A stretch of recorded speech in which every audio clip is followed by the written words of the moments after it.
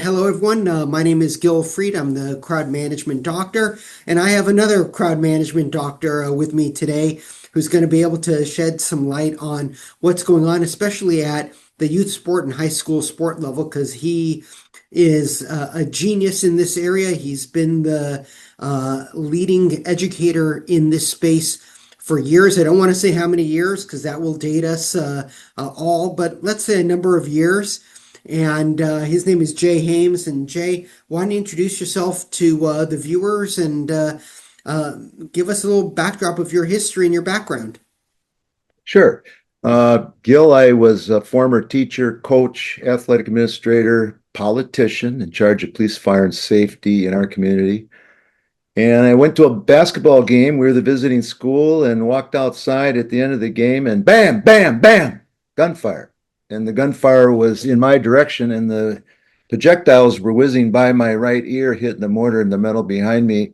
It was close. And so with that experience, that awful experience, we decided, well, I did, with some staff members at that high school to form a team and start building our rules and plans to prohibit some of this silly behavior that was taking place at that time. And so one thing led to another, and then I noticed that fellow colleagues of mine said, you know, Jay, you ought to get out and share this stuff. Every time we come to your games, we feel really safe and secure. And so I wrote an article, and one thing led to another. And next thing, I'm being asked to speak at state conferences, and that was back in 2012. And since then, trained over 30,000 school officials across the country on after-school event security. Okay, and I presume that led to Safe Sport Zone. And can you tell us a little bit about that, what it does? You mentioned 30,000 people that you've trained, which is phenomenal. Can you give us a little more background? Well, 30,000 school officials, it sounds like a good number, but there's 18,684 schools in the country that offer high school athletics. And you have approximately 20 people who are working those games, fall, spring, summer. It's not fall, winter, and spring. The point is, there's a lot more we can do because what we're right now, what we're doing is not working. Back in 2019, Mike Blackburn, the executive director of the NIAAA, wrote a scalding, just an awful article, scary, on what's going on in the country. And he states in here that the most urgent topic in interscholastic athletics today, without a doubt, is after school safety. And that was back in 6 years ago. Today, we've doubled the number of negative behavior incidences throughout the country. So what we're doing, I'm afraid, is not working. I've thought about and did a deep dive on this, studying what major companies in the United States were doing during COVID. They had a lot of strategic management surveys and so forth. They really, what basically they were looking for is the better understanding of their buyers' behaviors. And what came out of that was number one, by far, the directions on their products that you receive when you purchase an item, they have to be simplified. People were saying their directions were too difficult. And I think we ought to take that and maybe use it with our athletic administrators in the country because, Gil, you know the bell curve. You got over here on the right or left, you have the best athletic directors in the country. They're leaders, they're organized, they're caring people. They do an outstanding job and they enjoy their job in their school districts. In the middle, you've got the average athletic director. They're not the ones over here on the left, but they're doing all right. Some of them do not enjoy their job, but they basically in the end do an adequate job. And then on over here on your right, you have people that don't even return phone calls. And what we have is the ones on over here on the right and the half of the ones in the middle are where the problems are. All the problems are in that area. They're not over here with the leaders and the expertise, athletic administrators. So what I'm trying to say is what we need to do is focus on this group and these 4-hour trainings, 3-hour trainings, it's not working. They're, or reading manuals, it's not working. We have to simplify the trainings. And so what we're doing, the Safe Sports Zone, is we're coming out with a, by the way, Safe Sports Zone is now a 5013C nonprofit corporation. Everything's free. And we're coming out with a 15, 20-minute training, just like what we're doing here, 15, 20 minutes and no more long. And we're going to hit the three major exercises that we have to do. Number one, we have to scan the gate. Number two, we have to supervise, we call it active supervision, proactive management, the crowd. We have to identify and deal with those issues before they get out of control. And that means you got to work the event, not watch. And so it's important that the number two exercise is really one where we make a lot of mistakes. And three, we have to provide a security for the perimeter because majority of all our problems are out in the venue, outside the venue, in the parking lots or in the walkways. So those three major areas should be trained in approximately 15, 20 minutes. And that's what we're doing. The NIAAA also is condensing their two courses that I'm a co-author in both of them, contest management and emergency management. We're embedding those two together into one course. And we're simplifying the manual, and things of that nature to make it more easier to get everybody on board. I remember when we first launched the Certificate in Patron Management program that we had a teacher manual that was about 300 pages and an activity manual, which we were trying to make it as fun as possible. And there were games in there and stuff like this. It was still close to 50 pages for the people that were going through the training program. Now, as you're saying, it's the videos, it's other techniques that we have to use to try to simplify it. So I think we have to go back to the keep it simple, stupid, the KISS approach to it, because safety is not that difficult if you practice it on a regular basis and you know how to execute it. Develop muscle memory. Correct. Muscle memory is critical. You mentioned the people on either side and the people in the middle with the bell curve. Can you give us examples of the need? Now, you've mentioned it, for example, with your own personal experience with the bullets whizzing by, which would be horrifying to anyone. But just some of the examples. We know the number of shooting incidents at high school football games over the last couple of years has been atrocious, just unbelievable. That and basketball games. And it's all across the nation. Can you give us a little bit of a flavor for what's out there and why this is so important? Well, number one, I don't think people realize how serious it is. I'm just going to read you a couple incidences that just happened in 2024. A teen killed, 4 injured in Wayne Township, New Jersey. 1 shot in the parking lot at Los Angeles. 1 teen killed, 4 injured after incident in Euclid, Ohio. A man shot leaving a game in Pennsylvania. A man shot inside the game in West Virginia. Game canceled after a shooting in Cleveland, Ohio. A huge fight canceled the Harlem game in Illinois. It just goes on and on. And I think when you realize how large of a problem this is, we know that there's a portion of the public now who want immediate gratification, and if they don't get it, they're going to act up. I mean, it's going to come from frustration to anger to verbal altercations to physical altercations real fast, and sometimes weapons. But that's what I believe is happening. The civility obviously is an issue, but I think that if you're going to run an event, we need to have some trainings. Safety is all about training. And if the people aren't trained, muscle memory trained, we're going to have problems. And I don't see in the long term, all the schools, all 18,684 schools providing high school athletics because they don't have the ability to do that. One is, do they have the ability? The second is, do they have the gumption, the intestinal fortitude and the willpower to do it, because it requires you to have priorities. And our number one priority for any facility manager, any event manager, is the safety of those people around the event. Yeah. And so if this isn't the top priority, the question becomes, what is the top priority and how can we get people to recalibrate themselves so they realize that safety is the top priority? If it isn't people, it's got to be technology. You look at NFL and Major League Baseball using the technology for officials to Mhm. correct a mistake. And I foresee that in the long term now. And it depends on where this behavior goes too. I mean, but I don't see it changing. I just, I don't see it changing. And unfortunately, and so we have some rocky roads to cover in the future.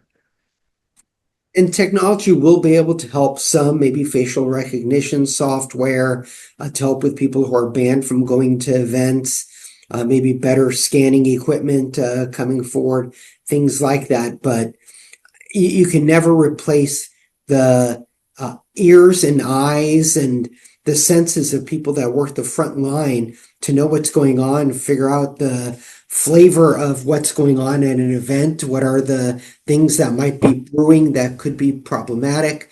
And those numbers keep changing in terms of our perception. And part of that is because the numbers are changing. And when I say like the numbers, the financial stakes. You have more people gambling on sports, even though it's illegal for high school sports. That doesn't mean it doesn't occur and that people will get frustrated and try to take their anger out. There's all these NIL deals. And if this is all for money and people feel the need to try to push themselves, they're going to try pushing officials, pushing other people for the sake of their child because they see the big payday. And that's what they're hoping for, even though it might be the exact opposite. Gil, absolutely. You nailed it. I mean, we even the beer sales that are now being allowed at the college arenas, football and so forth. I don't get it. I mean, we got all these problems. Now you're going to add beer. I just don't get it. It's certainly something that wakes us up. But I think when you go back to solving the problems, I think cameras and memberships, who knows what's going to happen? You might have to apply for a membership, for a spectator membership card or some sort, where you put more ownership on that spectator.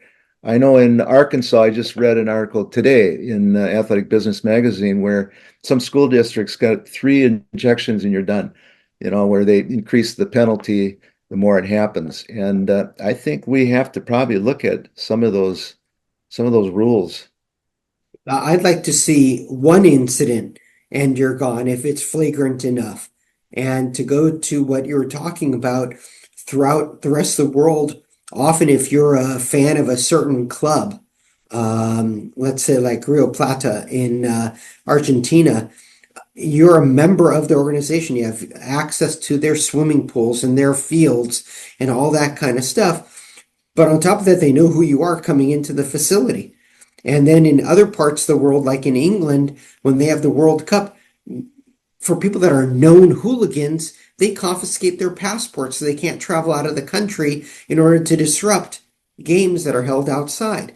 Maybe more aggressive stance by politicians might be the answer, in that if people realize there's some serious punishment, they might actually change their behavior. Because right now, if you just slap them on the back of the wrist, what are they going to do? They're going to keep engaging in the same behavior. So, um, Back in we've proven that these exercises, handheld metal detectors, scanning people coming into the games, we did that back in 2004.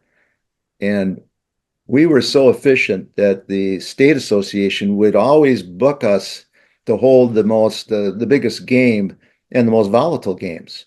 And we never had any problems. But, we had high density lights. We had, I mean, all the bells and whistles that would prevent that type of behavior. And when you have a camera at the gate, we would put a camera on a tripod. Those that have warrants out there are not going to want to be on that camera. I mean, just think about the simplistic things that you can avoid by just implementing some simple exercises. That's a great example, the camera and how that might change people's behavior. Same way with doing background checks and having to get your fingerprint done and stuff like that. That could change behavior. Do you have any other success stories that you could share with the listeners? Well, you didn't spend too much time in high school level. You were always a collegiate guy. But in high school, we had detentions. And you had in-house detentions, you had after-school detentions. And, for the most part, these kids were wonderful kids. They made a mistake and they're in detention. Well, I had an agreement with our administration that I could use some of these kids at our games, handing out programs, welcoming people. So I would pull their time from detention and use it in a very positive, useful way. It was the best thing I ever did. And I think more schools should do it. That's an interesting concept. It's if you violate the rules, maybe we should have you get engaged. And I know at least one youth sport organization did that, where they said if you're a parent and you are abusing officials, what they're going to do is they're going to force you to be an official yourself. And you can just imagine, the shock and awe on parents if it's like, oh, now I'm subject to the ridicule. You don't want to be in that kind of position as a parent. That maybe embarrassing the heck out of people becomes one of our most powerful tools. Well, whatever time you can take a negative and turn it into a positive, I'm all for that. Most definitely. You had mentioned technology. What do you see as the future of crowd management, especially at the high school level? And part of this is we're having a demographic cliff where we're not going to have as many high schoolers. We have all these issues that we've talked about, such as gambling and NIL money coming down even to the high school level, where you're going to have a high school player that might get paid 2 to 3 times the amount that a faculty member might get, and that it's going to change a lot of different dynamics. Where do you see crowd management going in the future at the high school level? I see it in going one way that is about 80%, and that is de-escalation skills being taught.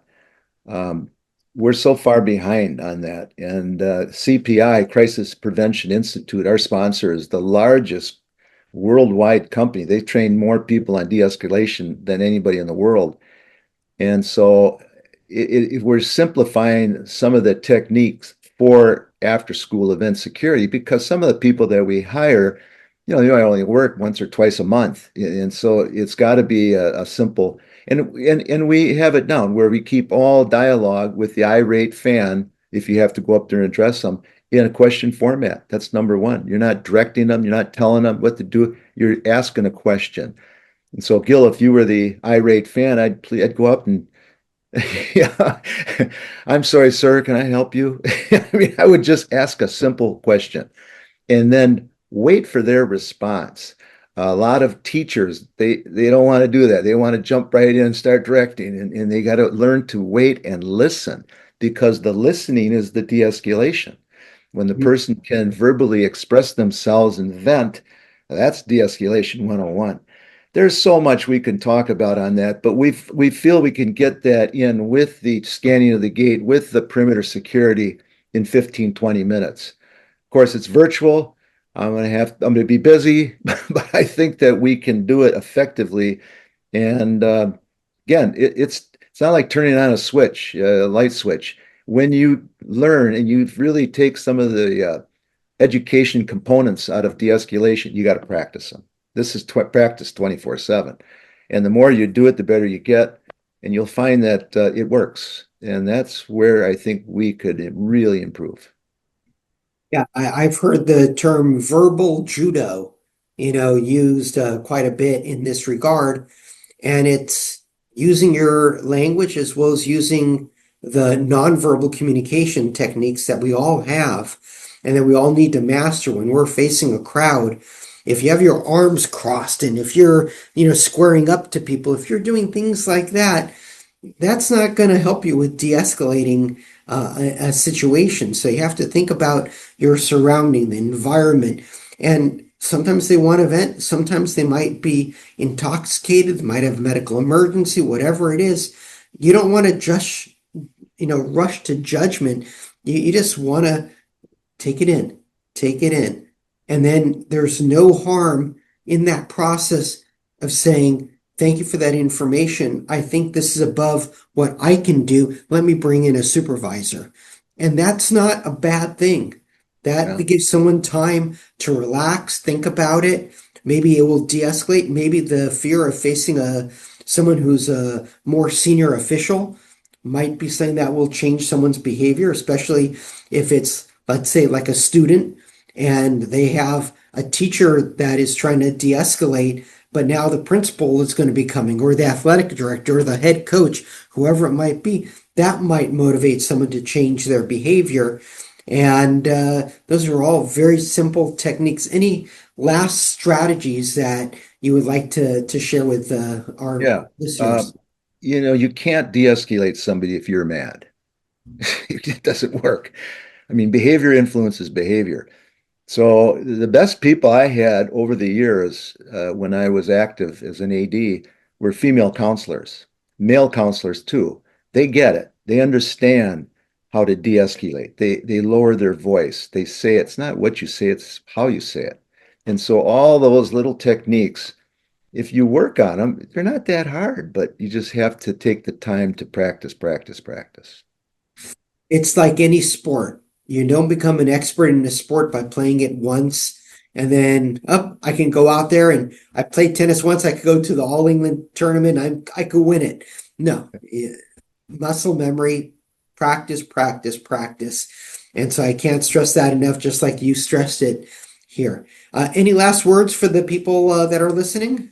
No, other than safesportzone@gmail.com is my email address, and I'd be willing. We send out a ton of materials upon request.